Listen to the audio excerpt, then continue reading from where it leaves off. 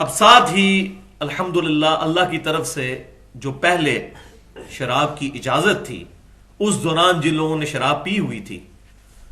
اور بعد میں پتہ چلا کہ جی یہ تو شیطانی کام ہے اور یہ ناپاک چیز ہے اور یہ ساری چیزیں، تو کئی مسلمانوں کے دلوں میں یہ بات اس وقت آئی ہوگی کہ ہم پہلے تو شراب پیتے رہے ہیں، وہ تو ہماری گھٹی میں اب پڑ چکی ہے، ہمارے جینز تک اس کا ایفیکٹ پہنچ چکا ہے، تو وہ کیسے نکلے گا؟ اب ہم پاک اپنے آپ کو کیسے کریں گے؟ کیا صرف آپ پینا چھوڑ دیں تو جو پہلے پی ہوئی ہے اس کا کیا بنے گا؟ کیونکہ گریجولی حرام ہوئی نا، 4 سٹیجز میں شراب کو حرام کیا گیا، چوتھی یہ فائنل ہے وہ سٹیج جس میں مکمل طور پر پہلے سورۃ البقرہ میں کہا گیا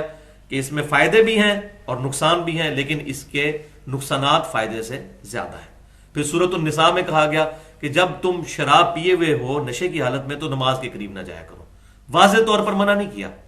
لیکن ان اشاروں سے ہی جو پرہیزگار مسلمان تھے اسی وقت پیچھے ہٹنا شروع ہو گئے۔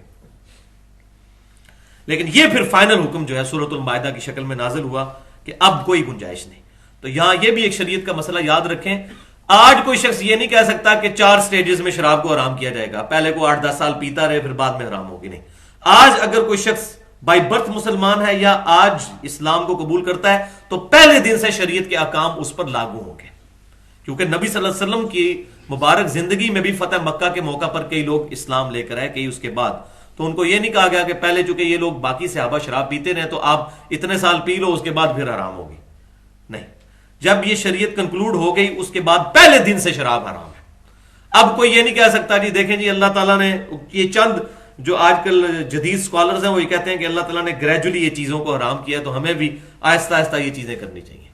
ٹھیک ہے، جن چیزوں میں گنجائش ہے وہاں آہستہ آہستہ ہی کرنی چاہیے، لیکن جو بالکل پیٹ چیزیں ہیں، جو حرام چیزیں ہیں، ان کے بارے میں تو پہلے دن سے